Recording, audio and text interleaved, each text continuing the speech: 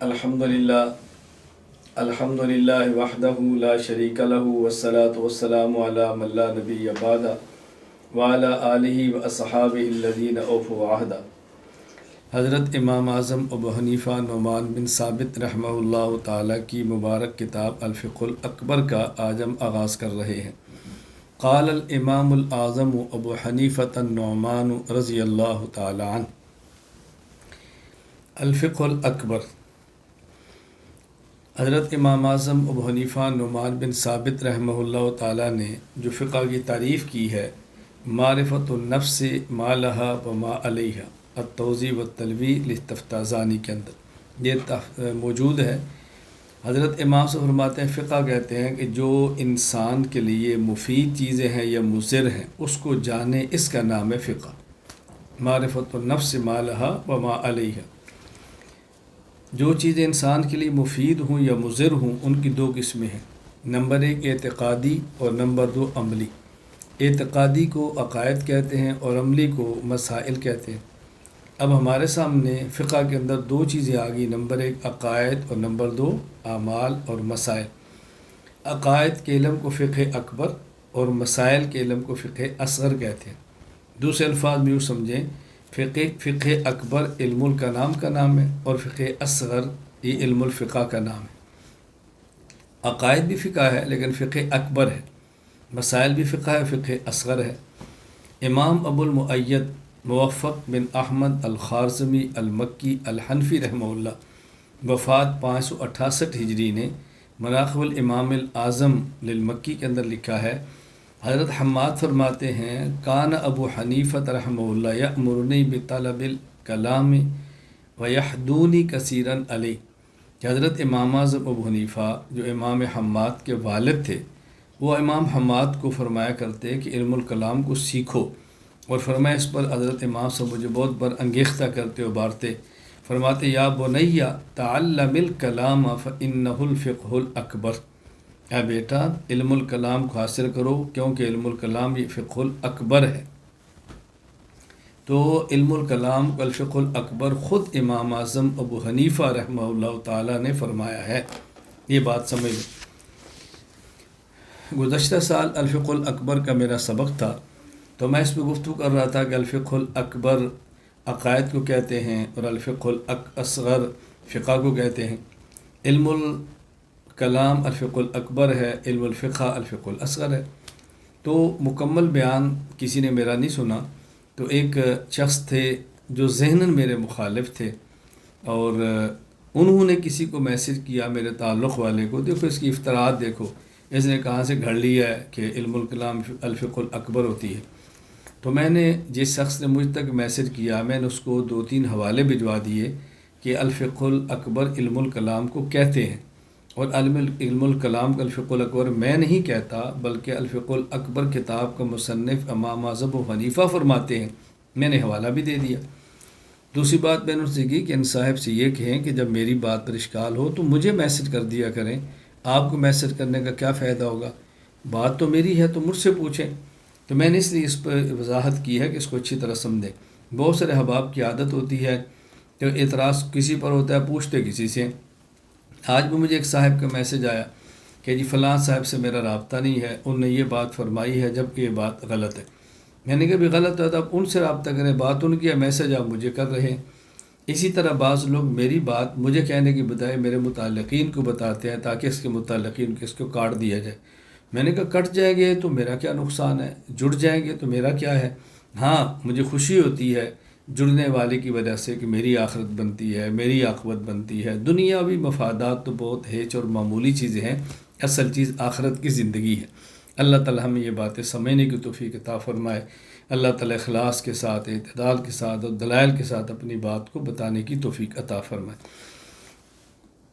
الامام، یعنی فرمایا قال الامام الاعظم، ہم نے ایک ایک لفظ پہ پوری کتاب پہ بات کرنی ہے۔ قال الامام، امام کا لفظ کئی معنی کے لیے استعمال ہوتا ہے، اس کا معنی مقتدا بھی ہے، اس کا معنی نماز پڑھانے والا شخص بھی ہے، اس کا معنی بادشاہ بھی ہے۔ امام پیشوا کے لیے بھی استعمال ہے۔ سورۃ الفرقان آیت نمبر 74، والذین یقولون ربنا ھب لنا من ازواجنا وذرریاتنا قرۃ اعین وجعلنا للمتقین اماما۔ یہاں امام بمانا پیشوا ہے، اور امام کا معنی نماز پڑھانے والا شخص بھی ہے۔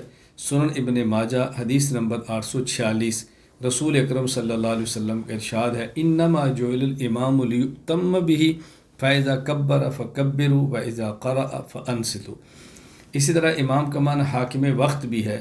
صحیح بخاری حدیث نمبر 660، رسول اکرم صلی اللہ علیہ وسلم کا ارشاد ہے، حضرت ابو ہریرہ رضی اللہ عنہ نقل فرمایا، سبعۃ یظلھم اللہ فی ظلہ یوم لا ظل الا ظلہ، الامام العادل وشاب نشأ فی عبادۃ ربی ورجل قلبہ معلق فی المساجد ورجلان تحابا فی اللہ اجتمع علیہ وتفرقا علیہ ورجل طلبته امرأة ذات منصب وجمال فقال انی اخاف اللہ ورجل تصدق اخفى حتى لا تعلم شماله ما تنفق يمينه ورجل ذکر اللہ خالیا ففاضت عیناه۔ اس حدیث میں 7 آدمیوں کا ذکر ہے جن کو قیامت کے دن اللہ اپنے عرش کا سایہ عطا فرمائیں گے۔ ان میں سب سے پہلے ذکر ہے الامام العادل، تو یہاں الامام سے مراد حاکم وقت ہے۔ یہاں متن میں جو قال الامام الاعظم ہے، اس الامام سے مراد مقتدا اور پیشوا ہے۔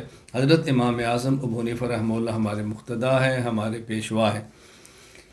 الاعظم، حضرت امام اعظم ابو حنیفہ رحمہ اللہ کو امام اعظم کہتے ہیں۔ امام کا معنی مقتدا ہے، مجتہد ہے، فقیہ ہے۔ حضرت امام اعظم ابو حنیفہ رحمہ اللہ تعالیٰ جو بقیہ فقہا ہیں، خصوصاً 3 امام مالک، امام شافعی، امام احمد، ان میں سب سے بڑے امام اور فقیہ اور مجتہد ہیں، اس لیے حضرت امام اعظم ابو حنیفہ رحمہ اللہ تعالیٰ کو امام اعظم کہتے ہیں۔ ہاں، میں نے 3 معنی کا ذکر کیا ہے، ایک بات یہ بھی یاد رکھ لیں، اسی طرح امام بمعنی مجتہد بھی استعمال ہو۔ جب ہم کہتے ہیں نا امام، اس کا معنی ہے مجتہد، مجتہد بھی چونکہ مقتدا ہے، پیشوا ہے، اس لیے اس کو بھی امام کہتے ہیں۔ تو ہم یہ کہہ سکتے ہیں کہ امام کا معنی مقتدا بھی ہے، امام کا معنی نماز پڑھانے والا بھی ہے، امام کا معنی حاکم عادل، حاکم وقت بھی ہے، اور امام کا معنی مجتہد بھی ہے۔ جب ہم نے حضرت ابو حنیفہ رحمہ اللہ کو امام اعظم فرمایا تو اس کا معنی ہے کہ بقیہ فقہا اور ائمہ سے یہ بڑے امام ہیں، اس کو اچھی طرح ذہن نشین فرما لیں۔ اور حضرت ابو حنیفہ رحمہ اللہ امام اعظم، یہ ہماری رائے نہیں ہے، کئی حضرات اکابرین نے حضرت امام اعظم فرمایا، حتیٰ کہ وہ لوگ جو ہماری فقہ کے مخالف ہیں، ہمارے مذہب کے مخالف ہیں، تقلید نہیں کرتے، انہوں نے بھی اپنی کتب میں امام صاحب کے لیے امام اعظم کا لفظ تحریر فرمایا ہے۔ حوالہ جات ملاحظہ، امام ابو الحسن علی بن اسماعیل الاشعری رحمہ اللہ وفات 324 ہجری، الابانہ عن اصول الدیانہ میں تحریر فرماتے ہیں، وحاش الامام الاعظم ابو حنیفہ رضی اللہ عنہ من هذا القول بل هو زور و باطل۔ امام اعظم ابو حنیفہ رحمۃ اللہ علیہ ایسی بات کہ قرآن مخلوق ہے یہ فرمائیں، ایسا ہرگز نہیں، یہ امام صاحب پر بہتان ہے اور جھوٹ ہے، تو انہوں نے فرمایا الامام الاعظم۔ نمبر 2، امام ابو سعد عبد الکریم بن محمد سمعانی رحمہ اللہ وفات 562 ہجری، حضرت امام شافعی رحمہ اللہ کے حالات لکھتے ہیں، اور امام شافعی رحمہ اللہ کے حالات کو لکھتے ہوئے جملہ ارشاد فرماتے کتاب الانصاب میں، ولد بغزة من بلاد فلسطین بنواحی بیت المقدس سنۃ 50 و 100۔ حضرت امام شافعی 150 ہجری کو پیدا ہوئے، لعلہ مات فی یوم حل امام الاعظم ابو حنیفہ رحمہ اللہ، اسی دن امام اعظم ابو حنیفہ کی پیدائش ہوئی، اسے کہتے ہیں الامام الاعظم، تحریر فرمایا۔ نمبر 3، امام ابو المؤید موفق بن احمد الخارزمی المکی رحمہ اللہ وفات 568 ہجری، آپ نے حضرت امام ابو حنیفہ رحمہ اللہ کے حالات پر کتاب لکھی ہے، کتاب کا نام لکھا ہے مناقب الامام الاعظم ابی حنیفہ رضی اللہ عنہ اکرم، تو انہوں نے امام صاحب کو الامام الاعظم لکھا ہے۔ نمبر 4، امام عز الدین ابو الحسن علی بن محمد بن عبد الکریم بن اسیر الجزری رحمہ اللہ وفات 630 ہجری، الکامل فی تاریخ میں فرماتے ہیں، وفی هذه السنة مات الامام الاعظم ابو حنیفہ النعمان بن ثابت، اسی سال یعنی 150 ہجری کو الامام الاعظم ابو حنیفہ دنیا سے رخصت ہوئے، انہوں نے امام صلی الامام الاعظم فرمایا۔ نمبر 5، علامہ شمس الدین محمد بن احمد ذہبی الشافعی رحمہ اللہ وفات 748 ہجری، تذکرۃ الحفاظ میں لکھتے ہیں، ابو حنیفہ الامام الاعظم فقیہ العراق النعمان بن ثابت بن زوطا تیمی، انہوں نے امام صاحب کو الامام الاعظم لکھا ہے۔ نمبر 6، حافظ الدین امام محمد بن شہاب بن یوسف الکردری الحنفی رحمہ اللہ وفات 827 ہجری، انہوں نے امام حنیفہ رحمہ اللہ کے مناقب اور حالات پر کتاب لکھی، اس کا نام رکھا ہے مناقب الامام الاعظم۔ نمبر 7 شیخ محی الدین محمد بن بہاء الدین رحمہ اللہ وفات 956 ہجری، انہوں نے کتاب لکھی ہے القول الفاصل شرح الفقہ الاکبر، امام صاحب الفقہ الاکبر کی شرح، اس میں فرماتے ہیں وما احد، اس میں فرماتے ہیں وہو سراج امت محمد ومنہاج ملت احمد الامام الاعظم والمقتدى المکرم ابو حنیفہ الکوفی رحمہ اللہ تعالی لہ۔ نمبر 8 امام عبد الوہاب بن احمد الشعرانی رحمہ اللہ وفات 973 ہجری، المثال الکبریٰ میں فرماتے ہیں وحاشا ذالک الامام الاعظم من مثل ذالک حاشاہ بل هو امام عظیم، کہ احتیاط فی الدین نہ کرنے کے معاملے میں امام صاحب بری ذمہ ہیں، انہوں نے ہمیشہ احتیاط فرمائی ہے، الامام الاعظم۔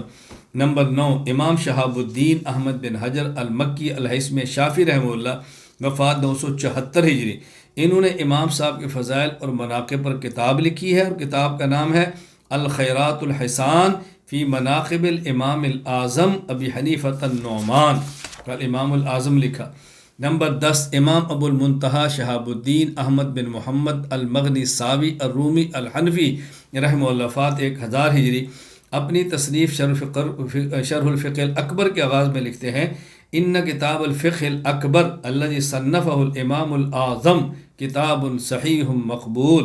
نمبر 11 ملا علی بن سلطان محمد القاری الحنفی رحمہ اللہ وفات 1014 ہجری، شرح الفقہ الاکبر میں لکھتے ہیں قال الامام الاعظم والہمام الافخم الاقدم فی کتاب المسمى بالفقہ الاکبر۔ اسی طرح نمبر 12 مصطفیٰ بن عبداللہ کاتب چلپی المعروف حاجی خلیفہ رحمہ اللہ وفات 1067 ہجری، کشف الظنون عن آثام الکتب والفنون میں فرماتے ہیں الفقہ الاکبر فی الکلام للامام الاعظم ابی حنیفہ النعمان بن ثابت الکوفی المتوفی سنۃ 50 و 100۔ نمبر 13 امام ابو الفلاح عبد الحی بن احمد بن محمد العقری الحنبلی رحمہ اللہ وفات 1089 ہجری، شذرات الذہب، قاضی القضات جمال الدین ابو المحاسن یوسف بن اسکندر بن محمد الحلبی الحنفی کے حالات میں لکھتے ہیں وَأَلَّفَ رِسَالَةً فِي تَقْوِيَةِ مَذْهَبِ الْإِمَامِ الْأَعْظَمِ فِي عَدْمِ رَفْعِ الْيَدَيْنِ قبل الرکوع وبعد، پھر نے الامام الاعظم کا لفظ استعمال کیا امام صاحب کے لیے۔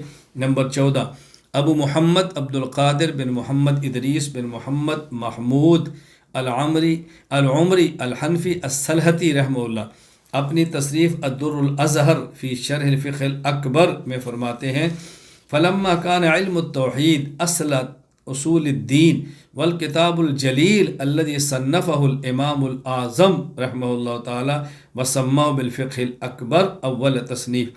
نمبر 15 علامہ عبدالعلی محمد بن نظام الدین محمد سہالوی انصاری لکھنوی المعروف علامہ بحر العلوم رحمہ اللہ وفات 1225 ہجری، فواتح الرحمود شرح مسلم الثبوت میں فرماتے ہیں من قال لم يقله الله تعالى وليس كلامه فهو كافر البتة، هذا هو الذي رامه الامام الهمام اعظم الائمہ حيث قال في الفقہ الاکبر، امام اعظم ابو حنیفہ فرمایا۔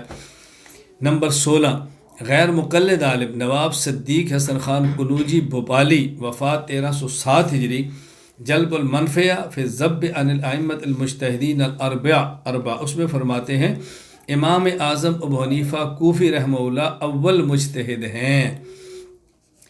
17 میاں نذیر حسین دہلوی غیر مقلد وفات 1320 ہجری، فتاوی نظیریہ جلد 3 صفحہ 131 پہ لکھتے ہیں مسئلہ حد بلوغت جاریہ نزدیک امام اعظم رحمۃ اللہ علیہ کے 17 برس ہیں اور دیگر ائمہ کے نزدیک 15 برس ہیں۔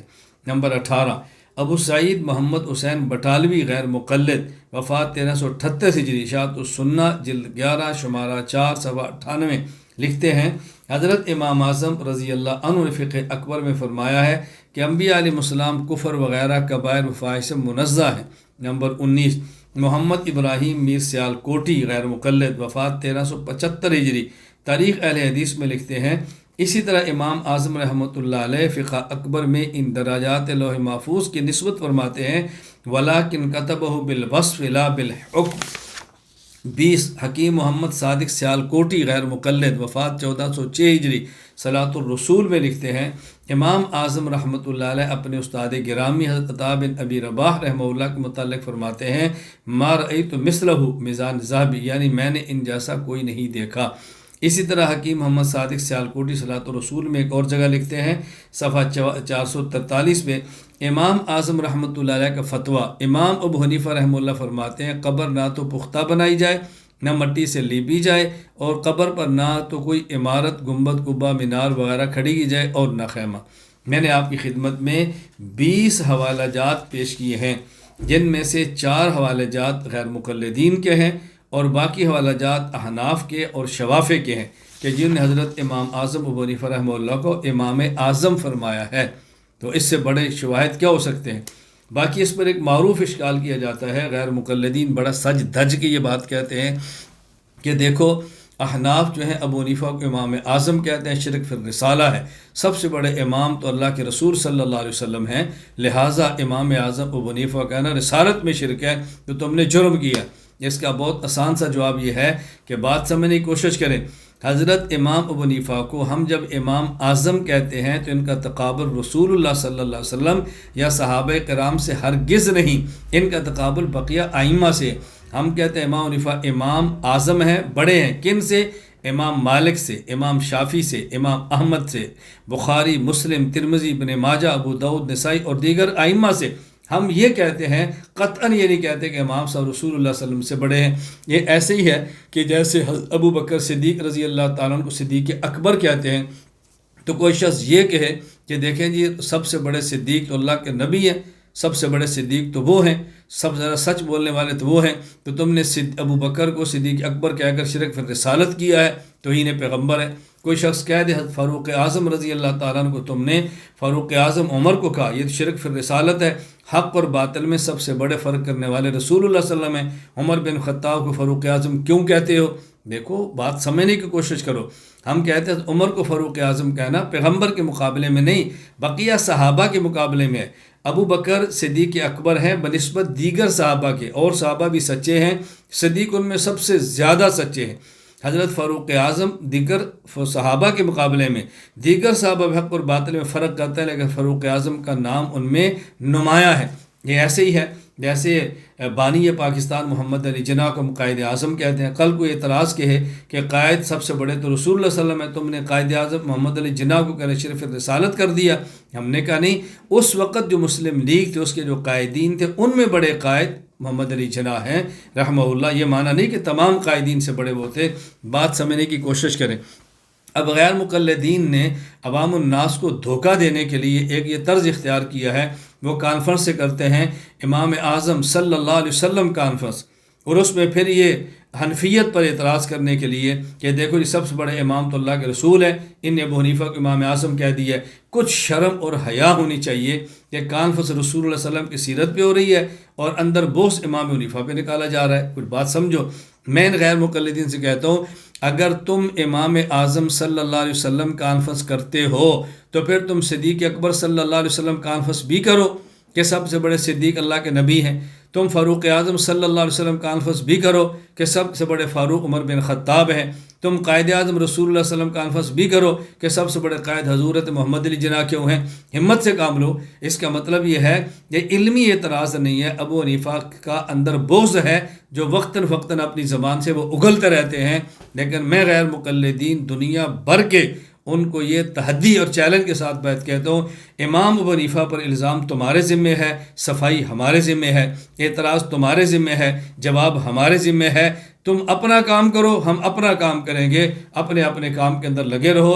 قیامت کے دن یہ فیصلہ ہوگا ایک اللہ کے ولی اور مرشد اور امام پر، یعنی تبرئے کرنے والا کون تھا اور اس امام کے حق میں کھڑے ہو کر دفاع کرنے والا کون تھا۔ ایک مقام تمہارا ہوگا، ایک ہمارا ہوگا، اپنا اپنا کام کرو۔ خیر، حضرت امام اعظم ابو حنیفہ رحمۃ اللہ علیہ کو جو ہم امام اعظم کہتے ہیں، بات اچھی طرح ذہن نشین فرما لیں۔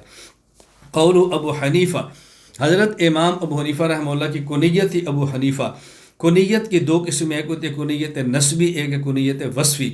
کنیت وصفی ایسا نام جو ماں، باپ، بیٹے، بیٹی کی وجہ سے رکھا جائے، ابو عبداللہ، عبداللہ، ابو محمد، محمد، ابن عمر، ابو عمر، اس طرح کے۔ اور ایک ہے کنیت وصفی، ایسا نام جو انسان کے کسی خاص وصف اور خصلت کی وجہ سے مشہور ہو جائے اور اسے کہتے ہیں کنیت وصفی۔ صحابہ کرام رضی اللہ تعالیٰ مجمعین میں 3 نام بہت معروف ہیں، ان میں ایک نام ہے حضرت امام ابو بکر صدیق رضی اللہ تعالیٰ عنہ۔ اب دیکھیں آپ کا نام عبداللہ ہے اور آپ کی کنیت ابو بکر ہے۔ اب ابو بکر کا معنی یہ نہیں ہے کہ آپ بکر کے باپ ہیں، ابو بکر آپ کی کنیت ہے ایک خاص وصف بکرن کی وجہ سے۔ میں یہ بات سمجھانے کے لیے کہتا ہوں، بات یوں سمجھ لیں کہ حضرت امام اعظم حنیفہ رحمہ اللہ کنیت جو ابو حنیفہ ہے، تو اس کا معنی یہ نہیں کہ آپ حنیفہ کے باپ ہیں۔ کبھی ابن کا معنی ہوتا ہے باپ، کبھی ابن کا معنی ہوتا ہے والا۔ ابو حنیفہ کا معنی حنیفہ کا باپ نہیں ہے، ابو حنیفہ کا معنی حنیفہ والا ہے۔ تو حنیفہ ایک وصف ہے جس کی طرف نسبت کرتے ہوئے حضرت امام اعظم ابو حنیفہ کو ابو حنیفہ کہا جاتا ہے۔ یہ بات اچھی طرح ذہن نشین فرما لیں، میں اس پر آگے بات کرتا ہوں۔ یہ ایسے ہی ہے جیسے حضرت عبداللہ صدیق اکبر کو ابو بکر کہتے ہیں، اس کا معنی بکر کا باپ نہیں بلکہ بکر والا، اور بکر کہتے ہیں پہل کرنے کو، اس لیے بکرن بکری کا جو پہلا بچہ اس کو بکرن کہتے ہیں، پہلا میوہ الباکرہ کہتے ہیں، موسم بہار کی پہلی بارش اس کو المبکرہ کہتے ہیں، پہلے اگانے والے زمین کو المبکار کہتے ہیں، اور مراد پر پہلے پہنچنے والے کو البکیرہ کہتے ہیں۔ تو یہ لفظ استعمال ہوتے ہیں۔ ابو بکر کا معنی ہے پہل کرنے والا۔ حضرت امام اعظم حضرت ابو بکر صدیق رضی اللہ تعالیٰ عنہ ہر مقامات پر بیان کی ہے۔ میں تفصیلی گفتگو شان صدیق اکبر کے عنوان پہ کر چکا ہوں، آپ اس کو دوبارہ سماعت فرما لیں۔ میں چند ایک حوالے پیش کرتا ہوں جہاں پر ہمارے اسلاف نے اور بعض مقامات پہ رسول اللہ صلی اللہ علیہ وسلم نے صدیق اکبر کے پہل کی بات کی ہے۔ مثلا امام ابو عبداللہ احمد بن حنبل البغدادی رحمہ اللہ، وفات 241 ہجری، فضائل الصحابہ احمد بن حنبل، حدیث نمبر 268، اس میں فرماتے ہیں حضرت محمد بن کعب رضی اللہ تعالیٰ فرمایا، ان اول من اسلم من هذه الامت برسول اللہ خدیجہ و اول رجلین اسلما ابو بکر صدیق وعلی، یعنی سب سے پہلا مرد اسلام لانے والا بالغ ابو بکر صدیق ہے۔ اسی طرح ابو عبداللہ احمد بن حنبل البغدادی، وفات 241 ہجری، فضائل الصحابہ حدیث نمبر 268، اس میں فرماتے ہیں محمد بن کعب رضی اللہ فرماتے ہیں، ان ابا بکر اول من اظہر اسلام، پہلا شخص جس نے اسلام کو ظاہر کیا وہ ابو بکر صدیق رضی اللہ تعالیٰ عنہ ہے۔ حضرت عماد الدین ابو الفدا اسماعیل بن خطیب ابو حفص عمر بن کثیر دمشقی شافعی رحمہ اللہ، وفات 774 ہجری، السیرۃ النبویہ لابن کثیر، وہاں یہ بات فرماتے ہیں حضرت عائشہ رضی اللہ تعالیٰ نے فرمایا کہ جب صحابہ کرام جمع، میں تفصیل سے بات کر چکا ہوں، جب صحابہ کرام جمع ہوئے تقریباً 38 آدمی تھے، حضرت ابو بکر صدیق رضی اللہ تعالیٰ عنہ نے رسول اکرم صلی اللہ علیہ وسلم سے عرض کیا، اللہ کے نبی کہ آپ کھل کر اعلان کریں۔ ابو بکر ہم کم ہیں۔ حضرت ابو بکر صدیق بار بار یہ بات کہتے رہے، یا رسول اللہ کھل کر اعلان کرنا چاہیے۔ خیر میں عرض کرتا ہوں، وہاں حضرت ابو بکر صدیق رضی اللہ تعالیٰ عنہ نے کھڑے ہو کر خطبہ دیا، وقام ابو بکر فی الناس خطیبا ورسول اللہ صلی اللہ علیہ وسلم جالس فکان اول خطیب دعا الی اللہ و الی رسول صلی اللہ علیہ وسلم، اول شخص جس نے اسلام کی دعوت کھل کر دی ہے ابو بکر صدیق ہے۔ اسی طرح حافظ ابو الفضل شہاب الدین احمد ابن علی ابن حجر اسقلانی رحمہ اللہ، وفات 852 ہجری، فتح الباری شرح صحیح بخاری باب جمع القرآن میں حضرت علی رضی اللہ عنہ کا قول نقل کرتے ہیں۔ حضرت علی رضی اللہ فرماتے ہیں، رحمت اللہ علی ابی بکر هو اول من جمع کتاب اللہ، یہ پہلا شخص نے قرآن کریم کو جمع کیا ہے۔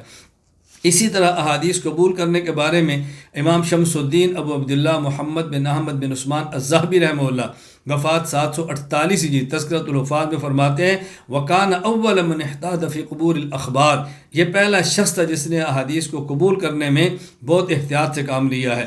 اور اس سے بڑی بات کیا ہوگی کہ سنن ابی داؤد حدیث نمبر 4654، امام ابو داؤد سلیمان بن اشعث سجستانی رحمہ اللہ، وفات 275 ہجری، حدیث نقل کرتے ہیں کہ رسول اکرم صلی اللہ علیہ وسلم نے ارشاد فرمایا، اما انک یا ابا بکر اول من یدخل الجنہ من امتی، ابو بکر میری امت میں سے جنت میں جانے والا سب سے پہلا شخص وہ تو ہوگا۔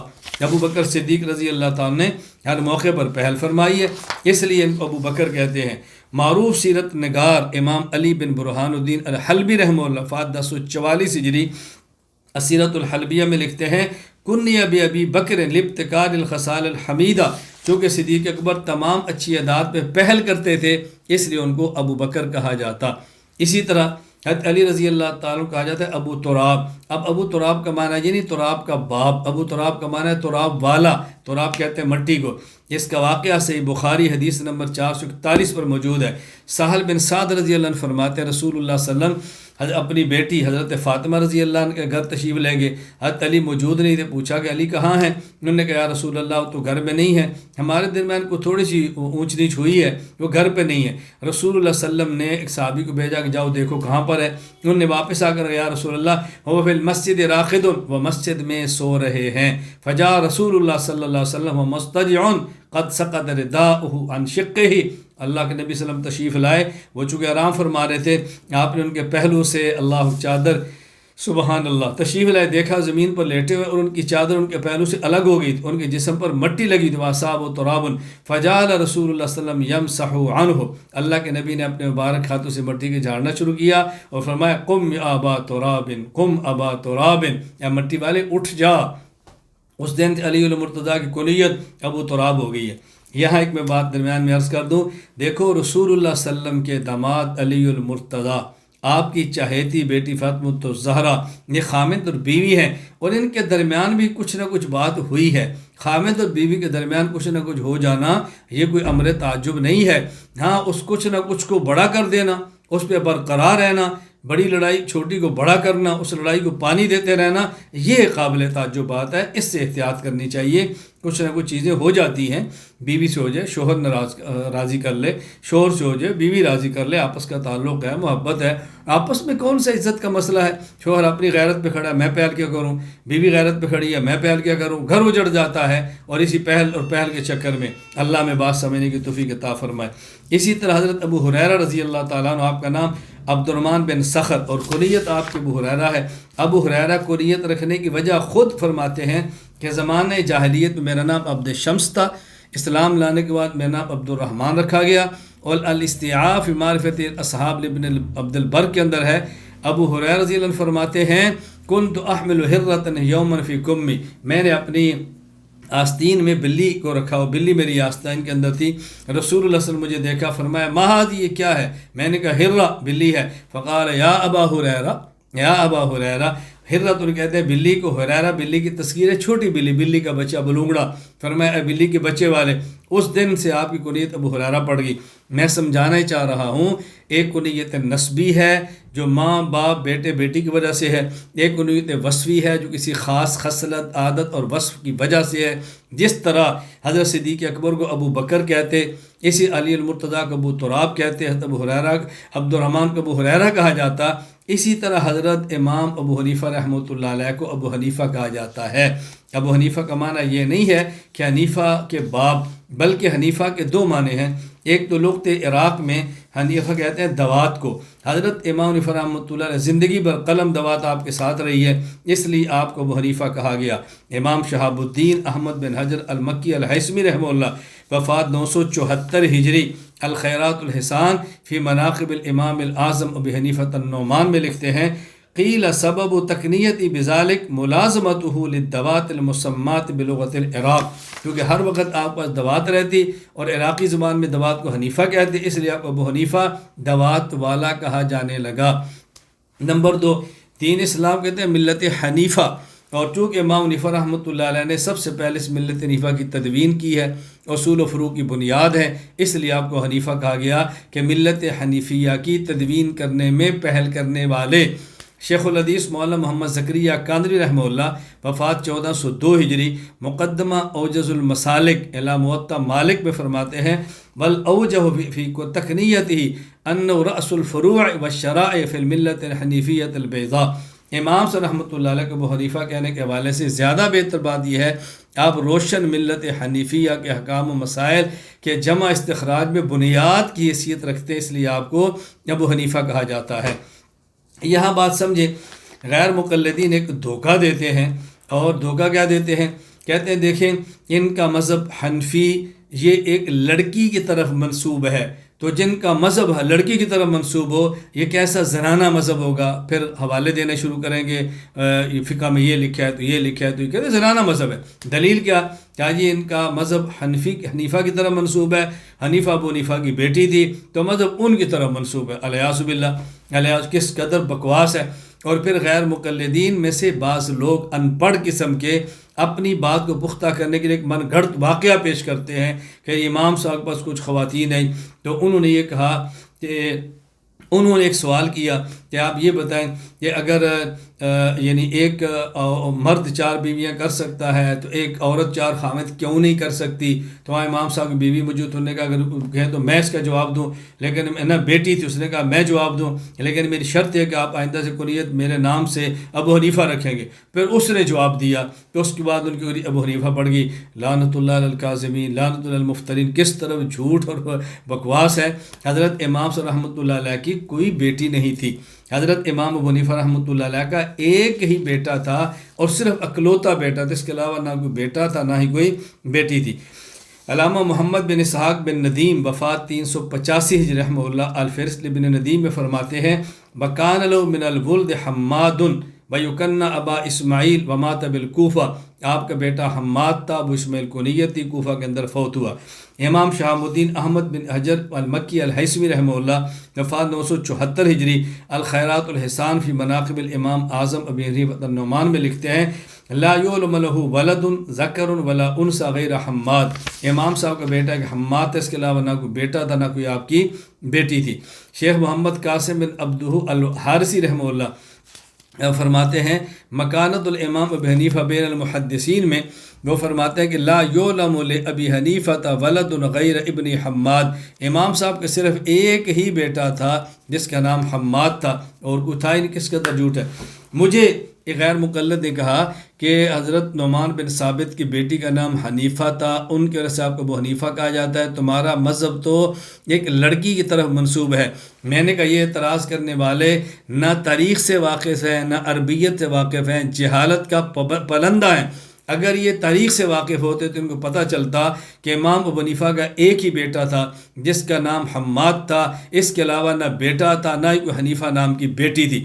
اور اگر ان کے پاس عربیت کا علم ہوتا تو یہ پھر بھی سمجھ لیتے کہ اب ان کا معنی ہمیشہ باپ نہیں ہوتا بلکہ اب ان کا معنی والا بھی ہوتا ہے، جس طرح ابو تراب مٹی والا، ابو ہریرہ بلی والا، اور ابو بکر پہل کرنے والا، اسی طرح ابو حنیفہ کا معنی حنیفہ والا ہے۔ تو تم اس قدر جاہل ہو کہ تمہیں عربی بھی نہیں آتی، تمہیں تاریخ بھی نہیں آتی، اور اعتراض کس پر ہے؟ امام ابو حنیفہ نعمان بن ثابت تاج المحدثین، تاج الفقہاء، سید الفقہاء، امام اعظم کی ذات پر۔ اسے ہم کیا کہتے ہیں کہ پنجابی کہتے ہیں ذات دی کوڑ کلی شتیرہ نال جپے، ہے دیکھو گرگٹ اور چمٹی کے سے پڑتی ہے بڑے بڑے شتیروں سے۔ اللہ ہمیں سمجھ عطا فرمائے، کچھ عقل سے کام لو، اللہ ہمیں بات سمجھنے کی توفیق عطا فرمائے۔ قول النعمان قال الامام الاعظم ابو حنیفہ النعمان، نعمان کہتے ہیں امام صلی رحمہ اللہ کا نام نعمان ہے۔ علامہ شہاب الدین ابو العباس احمد بن محمد بن علی بن حجر الہیثمی المکی رحمہ اللہ وفات 974 ہجری الخیرات الحسان فی مناقب الامام الاعظم ابی حنیفہ النعمان میں عجیب نکتے لکھے ہیں۔ کہتے ہیں نعمان کا ایک معنی ہے الدم، یعنی خون جس کے ساتھ بدن مضبوط ہوتا ہے، جو بدن کی بنیاد ہے۔ چونکہ امام اعظم رحمہ اللہ تعالیٰ بھی فقہ کی بنیاد ہے، اس لیے آپ کو نعمان کہا گیا، یعنی آپ نے بہترین نکتہ بیان فرمایا۔ اسی طرح فرماتے ہیں کہ نعمان کا ایک معنی ہے نبت احمر طیب الریح الشقیق، کہ سرخ رنگ کی خوشبودار بوٹی جس کو گل لالہ بھی کہتے ہیں۔ امام حنیفہ رحمۃ اللہ ایسی اچھی عادات کے مالک تھے کہ آپ کی وہ خوشبو دنیا میں بکھری ہے، نعمان ہے۔ اور تیسری وجہ بیان فرمائی فولان من النعمہ، یہ نعمت ہے، نعمت سے نعمان ہے۔ امام حنیفہ رحمہ اللہ تعالیٰ نعمت اللہ علی خلقہ، یہ اللہ کی طرف سے اللہ کی مخلوق پر بہت بڑی نعمت ہے تو نعمان ہے۔ یا تو نعمان ہے، نعمان کا معنی دم جو قوام البدن ہے، یہ قوام الفقہ ہے۔ یا نعمان کا معنی سرخ رنگ کی خوشبودار بوٹی، امام کی خوشبو دنیا میں پھیلی ہے، نعمان ہے۔ یا نعمان نعمت سے، اور امام صلی اللہ تعالیٰ کی بہت بڑی نعمت ہے اس مخلوق کے اوپر۔ حضرت امام شافعی رحمہ اللہ نے امام صاحب کی مدح میں ایک بہت پیارا شعر فرمایا ہے جو حاشیۃ الکافی بن نحو کے اندر موجود ہے۔ فرماتے ہیں اعد ذکر نعمان لنا فإن ذکرہ هو المسک ما کررتہ یتضوع، اللہ اکبر۔ فرماتے ہیں اعد ذکر نعمان لنا فإن ذکرہ هو المسک ما کررتہ یتضوع، امام ابو حنیفہ رحمۃ اللہ ذکر کو بار بار کرو، کیوں؟ اس لیے کہ امام صاحب کا ذکر تو مشک ہے، آپ جتنا اس کو دہراؤ گے اتنی خوشبو اس کو پھیلتی چلی جائے گی۔ ابو حنیفہ کے تذکرے سے خوشبو پھیلتی ہے۔ مجھے درمیان میں یاد آ گیا، میرا خیال ہے میرے جیب کے اندر آج بھی، ہاں اس وقت تو میرے جیب کے اندر موجود، آپ اس کا ملاحظہ فرمائیں، یہ خوشبو ہے اور مشک ہے اور سفید رنگ کی ہے، بہترین خوشبو ہے۔ اب میں آپ کو اتنی دور سے دکھا ہی سکتا ہوں، نہ تو لگا سکتا ہوں نہ سنگا سکتا ہوں۔ آپ دیکھیں یہ جمی ہوئی خوشبو ہے، بالکل یہ گر نہیں رہی، جمی ہوئی خوشبو ہے، بہترین قسم کی خوشبو ہے۔ اللہ تعالیٰ آپ کو بھی عطا فرمائے، دنیا میں بھی عطا فرمائے، اللہ تعالیٰ آخرت میں بھی عطا فرمائے۔ تو ہم امام صلی رحمۃ اللہ کا تذکرہ بھی کر رہے ہیں اور ساتھ مشک کی بات ہے، تو میں نے کہا چلو آپ کو مشک دکھا ہی دیں۔ یہ مشک خوشبو ہے اور سفید رنگ کی ہے۔ اللہ کا کتنا کرم ہے، میں کئی بار ساتھیوں سے کہتا ہوں آپ خالص دین کا کام کرو، اللہ تعالیٰ آپ کو خالص نعمت عطا فرمائیں گی۔ میں نے ایک بار ساتھیوں سے کہا کہ دیکھو ہم نے خالص دین کا کام کیا ہے، سری نگر میں خالص زعفران اگتا ہے، وہاں سے ہمارے پاس پہنچتا ہے۔ ہم نے خالص کام کیا ہے، بلوچستان کی پہاڑیوں میں بکری دودھ دیتی ہے تو اس کا گھی نکل کر ہمارے پاس آتا ہے۔ آپ یقین فرمائیں افریقہ کے جنگلوں میں ہرن رہتے ہیں، وہاں ان کا گوشت ہوتا ہے، اللہ تعالیٰ اس کو ہمارے پاس پہنچاتے ہیں۔ میں کس دنیا کے خطے کی نعمتوں کی بات کروں، اللہ اپنے کرم سے دین کی برکت سے وہ نعمتیں عطا فرماتے ہیں۔ اللہ ہمیں قدر کرنے کی توفیق عطا فرمائے، اللہ ہمیں سمجھنے کی توفیق عطا فرمائے، اللہ خالص دین کی محنت کی توفیق عطا فرمائے۔ میں آپ سے بالکل اللہ کی ذات پہ بھروسہ کر کہتا ہوں دین کی خدمت خالص کرو، ملاوٹ نہ آنے دو۔ اللہ رزق دے گا جو خالص ہوگا، اللہ مال دے گا جو خالص ہوگا، اللہ عزت دیں گے جو خالص ہوں گے، اللہ دوست احباب دیں گے جو خالص ہوں گے، اللہ رشتے دیں گے جو خالص ہوں گے۔ اللہ تعالیٰ قدر کرنے والے ہیں، اللہ تعالیٰ نعمت کی اللہ تعالیٰ کبھی بھی انسان کی قدر نہیں کرتے، وہ تو شاکر ہے، وہ تو قدردان ہے، اللہ تعالیٰ تو قدردان ہے۔ ما یفعل اللہ بعذابکم ان شکرتم وآمنتم وکان اللہ شاکرا علیما۔ رضی اللہ عنہ، حضرت امام ابو حنیفہ رحمۃ اللہ علیہ کے بارے میں یہاں لفظ ذکر کیا گیا رضی اللہ عنہ، اللہ ان سے راضی ہو جائے۔ یہ امام صاحب رضی اللہ عنہ جو کہا گیا، اس پر بھی اشکالات لوگوں نے کیے۔ اشکال کیا کیا کہ جی صحابی کو رضی اللہ عنہ کہتے ہیں اور بعد کے ولی کو رحمۃ اللہ علیہ کہتے ہیں، امام ابو حنیفہ کو تم نے رضی اللہ عنہ کہہ کر صحابہ کی گستاخی کی ہے کہ جو صحابی کا لقب تھا وہ تم نے ابو حنیفہ رحمہ اللہ کو دے دیا۔ ہم نے کہا بھی اگر یہ فتویٰ ہمارے اوپر ہے تو قرآن پہ لگا دو، غیر صحابی کو رضی اللہ عنہ تو قرآن بھی کہتا ہے، سورۃ التوبہ آیت نمبر 100، والسابقون الاولون من المہاجرین والانصار والذین اتبعوہم بإحسان رضی اللہ عنہم۔ اللہ نے صحابہ کو رضی اللہ عنہ فرمایا اور غیر صحابہ کو رضی اللہ عنہ فرمایا، پھر آپ دیں فتویٰ، کیوں نہیں آپ دیتے؟ پڑھیں بسم اللہ، نہیں دیں گے۔ اب اعتراض کیا ہوا کہ یہ جو ہم نے آج تک ایک اصطلاح اور اصول سنا ہوا تھا کہ صحابی کو رضی اللہ عنہ کہنا ہے، غیر صحابی کو رضی اللہ عنہ رحمۃ اللہ علیہ کہنا ہے، تو کیا اصول غلط ہے؟ میں نے کہا قطعاً نہیں، یہ اصول بھی ٹھیک ہے۔ عجیب بات ہے کہ قرآن غیر صحابی کو رضی اللہ عنہ کہتا ہے، یہ بھی ٹھیک ہے، اور اصول کے غیر صحابی کو رحمۃ اللہ علیہ کہنا چاہیے، وہ بھی ٹھیک ہے، یہ دونوں ٹھیک کہتے ہیں۔ میں نے کہا بات سمجھنے کے لیے حنفیت کا دماغ چاہیے، علم میں تعمق چاہیے، علم میں گہرائی چاہیے، پھر بات سمجھ آتی ہے۔ اور یہ دیکھا جاتا ہے کہ اصول بنایا کیوں گیا ہے۔ یہ اصول اس لیے بنایا گیا اگر ایک نام کے کئی شخص ہوں ان کے درمیان بعد والے تمیز کیسے کریں گے؟ اگر نبی ہے تو صلی اللہ علیہ وسلم، اگر صحابی ہے رضی اللہ عنہ، اور اگر غیر صحابی بات کے والی رحمۃ اللہ علیہ کہہ دو تاکہ فرق ہو جائے۔ اگر لکھا حضرت محمد نے فرمایا، ساتھ لکھا ہو صلی اللہ علیہ وسلم، پتہ چلا کہ حضور مراد ہے۔ جب لکھا ہو محمد نے فرمایا رضی اللہ عنہ، پتہ چلا محمد بن ابو بکر ہیں۔ صحابی ہیں.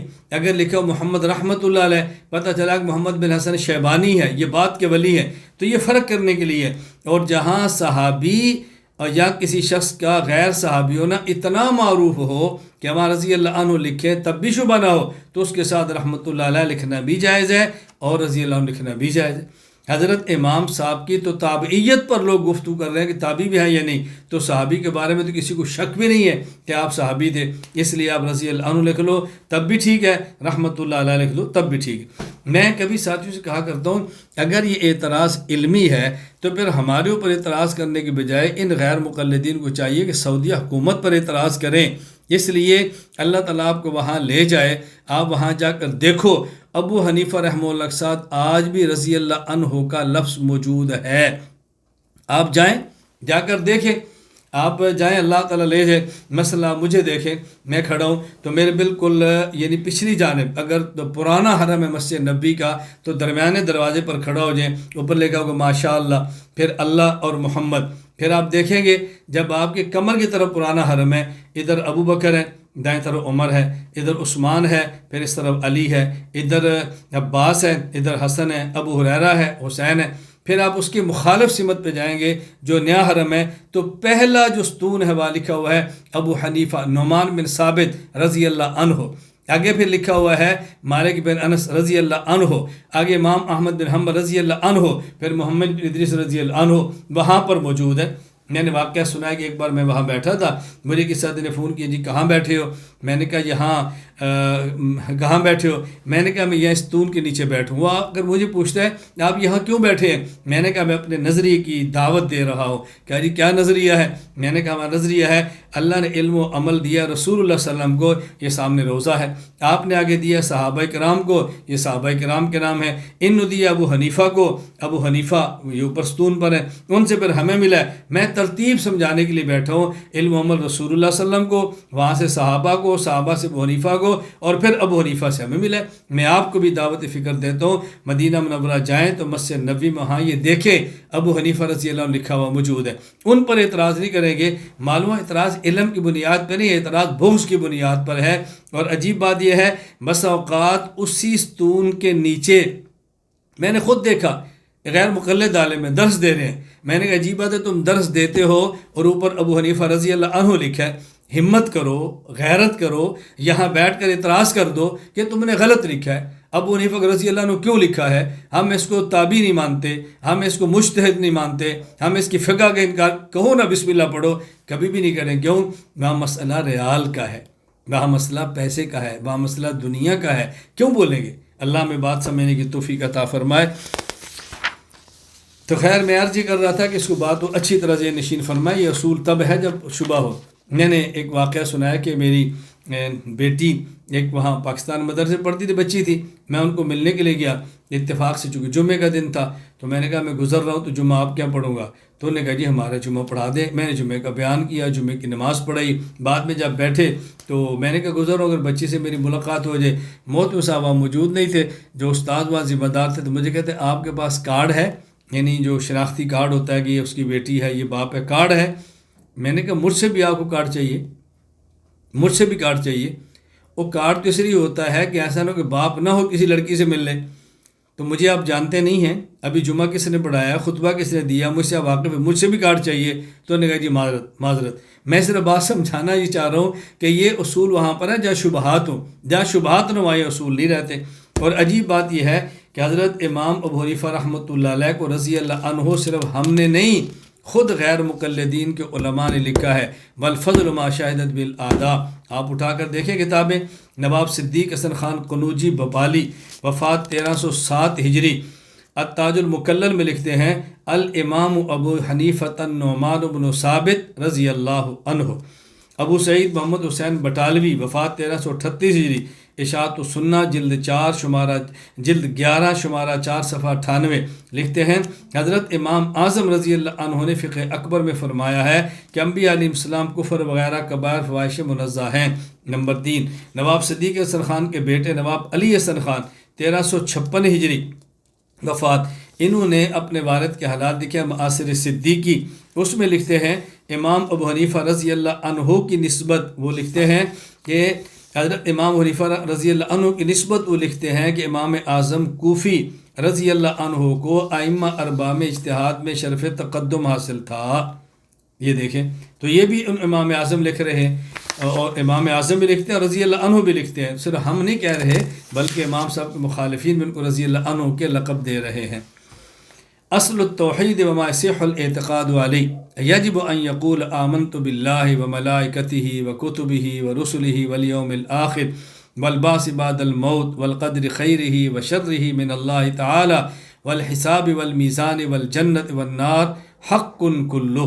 توحید کی بنیاد اور ان چیزوں کا بیان جن کا اعتقاد رکھنا ضروری ہے، ہر مکلف انسان پر لازم ہے۔ یجب ان یقول، کیا کہے؟ آمنت باللہ، میں اللہ پر ایمان لایا، اللہ کے فرشتوں پر، اللہ کی کتابوں پر، اللہ کے رسولوں پر، اور قبر پر، آخرت کے اور حشر پر، اور تقدیر پر جو اچھی ہو یا شر ہو اللہ کی جانب سے ہے، اور حساب پر اور میزان پر اور جنت پر اور جہنم پر حق کلہ، یہ تمام برحق ہے، میں اس کو مانتا ہوں، یہ تمام برحق ہے۔ اصل التوحید، سب سے پہلے امام صاحب توحید پر چلتے ہیں۔ توحید کا معنی اور توحید کی اقسام اچھی طرح سمجھیں۔ توحید کا لغوی معنی، علامہ سید الشریف علی بن محمد جرجانی رحمہ اللہ وفات 816 ہجری کتاب التعریف للجرجانی میں فرماتے ہیں التوحید فی اللغہ بأن الشیء الحکم بأن الشیء واحد والعلم بأنہ واحد۔ لغت میں توحید کہتے ہیں کسی چیز پر ایک ہونے کا حکم لگانا اور کسی چیز کے بارے میں یقین رکھنا کہ وہ ایک ہے، یہ لغوی معنی ہے۔ اصطلاحی معنی، علامہ سعد الدین مسعود بن عمر بن عبداللہ تفتازانی رحمہ اللہ وفات 792 ہجری شرح المقاصد فی علم الکلام میں فرماتے ہیں حقیقت التوحید اعتقاد عدم الشریک فی الالوہیت و خواصها۔ شریعت کا توحید کی حقیقت کیا ہے؟ یہ اعتقاد رکھا جائے کہ اللہ تعالیٰ کی صفت الوہیت اور اللہ کے خواص میں کوئی اللہ کا شریک نہیں۔ اللہ تعالیٰ کی صفت الوہیت اور اس کے خواص میں کوئی اللہ کا شریک نہیں، یعنی اللہ کی ذات اور اللہ کی صفات میں کوئی شریک نہیں، یہ ہے اس کا اصطلاحی معنی۔ علامہ تفتازانی رحمہ اللہ خود الوہیت کے خواص بیان کرتے ہیں۔ الوہیت کے خواص کیا ہے؟ فرمایا ولا نزاع لأہل الاسلام فی ان تدبیر العالم وخلق الاجسام واستحقاق العبادہ وقدم ما یقوم بنفس کلھا من الخواص۔ یہ چار چیز کہتے ہیں توحید کے خواص میں سے، عالم کا مدبر اللہ ہے، اجسام کا خالق اللہ ہے، استحقاق عبادت اللہ کو ہے، اور اللہ قدیم ہے، ہمیشہ سے ہے۔ یہ اللہ تعالیٰ کے خواص ہے، یہ یقین کرنا چاہیے کوئی اس میں اللہ کا شریک نہیں ہے۔ توحید کی اقسام دیکھیں، توحید کی شرعی تعریف کے پیش نظر یہ بات تو طے ہے اللہ اپنی ذات اور صفات میں یکتا، یہ خلاصہ ہے۔ استحقاق عبادت میں اکیلے ہیں، اپنے مخصوص اسماء میں اکیلے، اللہ کی توحید کا خلاصہ ہے۔ اب توحید کی اقسام کو مختلف اکابرین نے مختلف الفاظ میں اور مختلف ترتیب پر بیان فرمایا۔ میں چند ایک حوالہ جات آپ کی خدمت میں پیش کرتا ہوں۔ نمبر 1، امام ابو عبداللہ عبید اللہ بن محمد بن بطہ العکبری الحنبلی رحمہ اللہ وفات 387 ہجری، وہ تحریر فرماتے ہیں الابانہ لابن بطہ الکتاب الثالث میں، فرماتے ہیں ان اصل الایمان باللہ الذی یجب علی الخلق اعتقاد فی الاثبات الایمان بثلاثۃ اشیاء۔ 3 چیزیں اللہ کی ذات کے بارے میں ماننا ضروری ہے۔ نمبر 1، ان یعتقد العبد ان نیتہ لیکون بذلک مباینا لمذہب اہل التعطیل الذی لا یثبتون ثانیا۔ بندہ اعتقاد رکھے اللہ کی ذات موجود ہے تاکہ ان کی تردید ہو جائے جو اللہ کی ذات کو نہیں مانتے۔ نمبر 2، ان یعتقد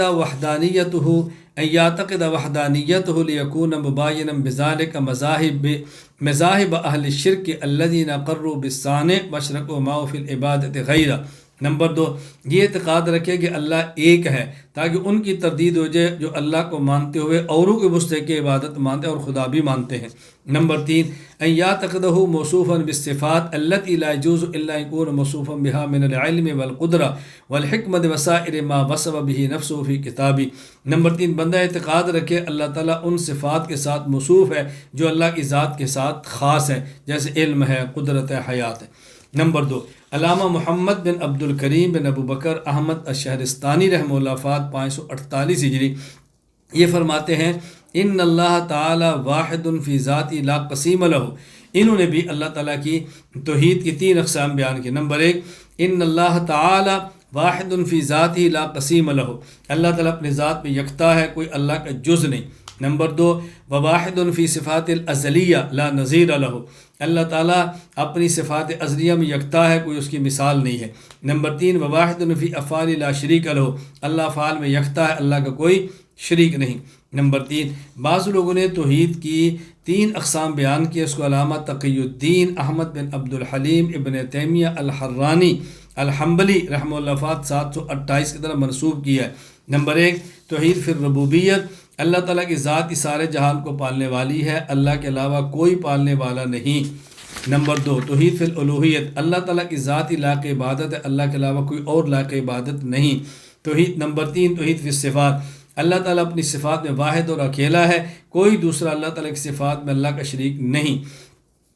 نمبر 4 حضرت شاہ ولی اللہ احمد بن عبد الرحیم محدث دہلوی رحمہ اللہ وفات 1176 ہجری، حضرت نے حجت اللہ البالغہ میں توحید کی 4 قسمیں بیان فرمائی ہیں۔ فرماتے ہیں وَعْلَمْ أَنَّ لِلتوحید 4 مراتب، توحید کے 4 مرتبے اور 4 قسمیں ہیں۔ نمبر 1 حصر وجوب الوجود فیہ تعالی فلا یکون غیر واجبہ، واجب الوجود اللہ کی ذات ہے، اللہ کے علاوہ کوئی واجب الوجود نہیں ہے۔ نمبر 2 حصر خلق العرش والسماوات والارض وسائر الجواہر فیہ تعالی، آسمان و زمین اور تمام جواہر کا خالق اللہ ہے، کوئی اور نہیں۔ ان 2 کے بعد فرماتے ہیں ہاتان المرتبتان لم تبحث الکتب الالہیہ عنہما ولم یخالف فیہما مشرک العرب ولا الیہود ولا النصارى بل القرآن العظیم ناس علی انہما من المقدمات المسلمۃ عندہم۔ یہ 2 قسمیں وہ ہے کہ پہلی آسمانی کتابوں میں اس پہ گفتگو نہیں کی گئی، کیوں؟ مشرکین یہود و نصارہ کوئی اس کا مخالف نہیں تھا، اور قرآن اس بات کی تصریح کرتا ہے کہ یہ توحید کے 2 مرتبے وہ تھے کہ جو مشرکین بھی مانتے تھے اور یہود و نصارہ بھی مانتے تھے۔ جھگڑا کس میں تھا؟ نمبر 3 حصر و تدبیر السماوات والارض وما بینہما، آسمان اور زمین جو ان کے درمیان کا نظام چلانے والا صرف اللہ ہے۔ نمبر 4 انہ لا یستحق غیر العبادہ، اللہ کے علاوہ مستحق عبادت کوئی نہیں، مستحق عبادت صرف اللہ ہے۔ 4 قسمیں بیان فرمائیں۔ نمبر 5 شیخ عبد الغنی بن طالب الغنیمی المیدانی الحنفی رحمہ اللہ وفات 1298 ہجری، حضرت نے شرح العقیدۃ الطحاویہ میں توحید کی 3 قسمیں بیان فرمائیں۔ فرماتے ہیں الوحدانیت صفت سلبیت تقال علی 3 انواع، 3 قسمیں ہیں، اور نفی کے انداز میں بیان کی ہے کہ نفی کے انداز میں کس طرح؟ فرمایا الوحدۃ فی الذات، نمبر 1 اللہ تعالیٰ کی ذات میں اللہ اکیلے، وحدۃ فی الذات کیسے؟ المراد بها انتفاع الکثرت عن ذاتی تعالی بمعنی عدم قبول الانقسام، اس کا معنی یہ ہے اللہ کی ذات تقسیم نہیں ہوتی۔ نمبر 2 الوحدۃ فی الصفات والمراد بها انتفاع النظیر له تعالی فی کل صفت من صفاته فیمتنع ان یکون له تعالی علوم القدرات المتکثرہ بحسب المعلومات والمقدورات بل علم تعالی واحد ومعلومات کثیرہ وقدرت واحدہ مقدورات کثیرہ وعلی ھذا جمیع صفاتی۔ فرمایا نمبر 2 وحدت فی الصفات، یعنی اللہ تعالیٰ کی تمام صفات کی مثال نہیں، اللہ تعالیٰ کی صفت علم اور صفت قدرت کئی ایسا نہیں، علم ایک ہے، معلومات کئی ہیں، قدرت ایک ہے، مقدورات کئی ہیں، اس طرح اللہ کی ساری صفات، مثلا صفت خلق ایک ہے، مخلوقات کئی ہیں۔ نمبر 3 الوحدۃ فی الافعال والمراد بها انفرادہ تعالی باختراع جمیع الکائنات عموما وامتناع اسناد التاثیر لغیرہ تعالی فی شیء من الممکنات اصلا۔ وحدت فی الافعال یعنی اللہ تعالیٰ تمام کائنات کو تنہا پیدا فرمایا اور کسی بھی ممکن شے میں حقیقی تاثیر نسبت غیر اللہ کی طرف کرنا جائز نہیں۔ تو انہوں نے توحید کی 3 قسمیں بیان کی ہیں۔ وحدت فی الذات مطلب بیان کیا ذات تقسیم نہیں ہوتی، وحدت فی الصفات مطلب بیان کیا کہ اللہ تعالیٰ کی جو صفات ہیں یہ اللہ تعالیٰ کے علاوہ کسی اور کے اندر نہیں ہے، اور وحدت فی الافعال اس کا معنی بیان کیا کہ پوری کائنات کو تنہا اللہ پیدا کرنے والے، اس کے ساتھ کوئی اللہ کے ساتھ شریک نہیں۔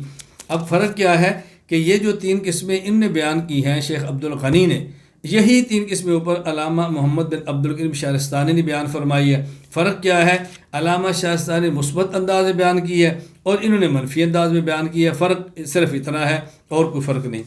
نمبر 6 رئیس المناظرین حجت اللہ فی الارض حضرت مولانا محمد امین صفدر اکاڑوی رحمہ اللہ وفات 1421 ہجری، وہ فرمایا کرتے کہ صوفیہ کے یہاں توحید کی 3 قسمیں ہیں۔ نمبر 1 توحید ایمانی لا معبود الا اللہ، اللہ کے علاوہ کوئی معبود نہیں، اگر اس کو نہ مانے بندہ مومن نہیں۔ نمبر 2 توحید اخلاصی، اس کو توحید خواص بھی کہتے ہیں، لا مقصود الا اللہ، اللہ کے علاوہ کوئی مقصود نہیں، چونکہ ریا کو بھی حدیث میں شرک اصغر فرمایا۔ نمبر 3 توحید شہودی، لا موجود الا اللہ، اللہ کے سوا کوئی موجود نہیں۔ جب ولی کامل کو تجلیات باری کا مشاہدہ ہوتا ہے، اس کو اللہ کے علاوہ کچھ بھی نظر نہیں آتا، وہ کہتا ہے لا موجود الا اللہ۔ میں سمجھانے کے لیے کہتا ہوں، جس طرح ٹارچ آپ کے ہاتھ میں ہو اور آپ کسی دیکھنے والے کی آنکھ پر ٹارچ ماریں، اس کو ٹارچ کی روشنی کے علاوہ اور کچھ بھی نظر نہیں آ رہا ہوتا، اسی طرح جب کسی ولی کامل پر تجلیات الہیہ پڑتی ہیں تو اس کو تجلی الہی کے علاوہ کچھ بھی نظر نہیں آتا، تو وہ کہتا ہے لا موجود الا اللہ، لا موجود الا اللہ۔ تو یہ 3 قسمیں صوفیاء کیا ہیں؟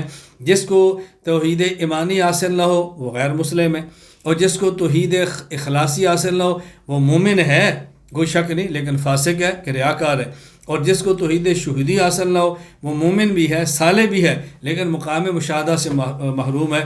کبھی انشاءاللہ ہماری بات ہوئی تو پھر اس پر بات کریں گے وحدت الوجود کے حوالے سے، وہاں اس عنوان کو کھولیں گے، آپ وقت دیں گے اور کسی کو پڑھنا چاہیں گے تو وحدت الوجود کا مسئلہ بھی حل ہو جائے گا، کوئی الجھن نہیں ہے، بہت آسان سی بات ہے، صرف سمجھنے کے لیے تھوڑی سی توجہ چاہیے، مسئلہ وہ بھی انشاءاللہ بڑے آرام سے آپ کو گھول کر کہتے ہیں نا پلا دیں گے، بڑے آرام سے آپ کی خدمت میں مسئلہ پیش کر دیں گے انشاءاللہ العزیز۔ تو یہ میں نے آپ حضرات کی خدمت میں اقسام بیان کی ہیں۔ اب ذرا بات توجہ سمجھ لیں، 2 باتیں۔ پہلی بات یہ، توحید کی تقسیم کے متعلق اکابر ائمہ کی مذکورہ تصریحات سے بات معلوم ہو گئی کہ بعض اکابر نے توحید کی 3، بعض نے 4 قسمیں بیان فرمائی ہیں، اور اس میں کوئی حقیقی اختلاف نہیں ہے، یہ بات ذہن میں رکھیے، تعبیرات کا اختلاف ہے، کسی نے یہ تعبیر اختیار کی، کسی نے یہ تعبیر اختیار کی۔ اور دوسری بات سمجھیں کہ اقسام توحید کی تعبیرات چونکہ منصوص نہیں ہیں، غیر منصوص ہے، تو جو چیز منصوص نہیں ہوگی، غیر منصوص ہوگی، اس میں اختلاف فطری ہوگا۔ اس لیے ہر بزرگ نے اپنے دور میں جو مناسب سمجھا وہ تقسیم بیان فرمائی تاکہ امت کو شرک سے بچایا جائے اور خالص توحید کی دعوت دی جائے۔ اب میں آخر میں عرض کرتا ہوں، نمبر 7، ہمارے ہاں توحید کی 3 اقسام ہیں جس کو ہم بیان کرتے ہیں۔ نمبر 1 توحید فی ذات، نمبر 2 توحید فی صفات، نمبر 3 توحید فی الاسماء۔ نمبر 1 توحید فی ذات، اللہ تعالیٰ اپنی ذات میں یکتا ہے، کوئی اللہ کا شریک نہیں، نہ وہ کسی کی اولاد، نہ وہ کسی کی اولاد، نہ اس کی کوئی اولاد۔ نمبر 2 توحید فی صفات، اللہ تعالیٰ اپنی صفات میں یکتا ہے، صفات میں کوئی اس کا شریک نہیں۔ نمبر 3 توحید فی الاسماء، اللہ تعالیٰ اپنے ناموں میں یکتا ہے، کوئی اس کا شریک نہیں۔ اس پر تفصیلی گفتگو انشاءاللہ ہم آگے اپنے مقام پر فقہ الاکبر میں کریں گے انشاءاللہ العزیز۔ وما یصح الاعتقاد علیہ، امام صاحب رحمۃ اللہ نے فرمایا کہ اب اس کے بعد جو آنے والے امور ہیں ان پر اعتقاد رکھنا ضروری ہے، ان کو یقین کرنا ضروری ہے۔ ہما یصح الاعتقاد علیہ، ضروری ہے، یجب علیہ ان یقول، آگے فرماتے ہیں۔ یہاں بات سمجھیں، ان تمام چیزوں کو جو آگے بیان کی جا رہی ہیں اس کو ماننے کا نام ایمان ہے، ماننا ایمان ہے، یہ ہے جز، اصلی ماننا۔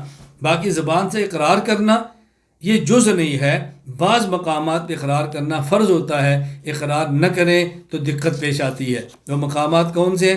نمبر 1، زندگی میں ایک بار کلمہ اور توحید کا اقرار فرض ہے۔ اگر کوئی شخص طاقت ہونے کے باوجود بھی زندگی میں ایک بار بھی اقرار نہ کرے، ہم یہ نہیں کہیں گے کافر ہے، لیکن وہ فاسق ہوگا۔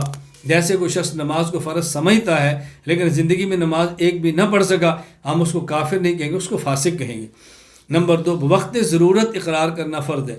اگر کسی شخص پر الزام ہو یا قادیانی ہے، اب اس کے ذمہ وضاحت کرنا ضروری ہے، نہیں کرے گا اس کو مسلمان نہیں سمجھیں گے۔ نمبر 3، اجراء احکام کے لیے اقرار کرنا فرض ہے۔ اگر وہ شخص اپنی زبان سے اقرار نہیں کرتا تو ہم اس پر مسلمانوں والے احکام جاری نہیں کر سکتے۔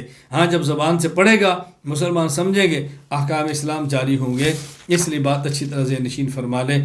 اب کن چیزوں پر ایمان لانا ضروری ہے؟ آمنت باللہ، نمبر 1، میں اللہ کی ذات پر ایمان لاتا ہوں۔ اللہ تعالیٰ کی ذات پر ایمان لانے کے اعتبار سے 3 باتیں ملحوظ رکھنا ضروری ہے۔ نمبر 1، اللہ کی ذات، اللہ کی صفات، اللہ کے اسماء۔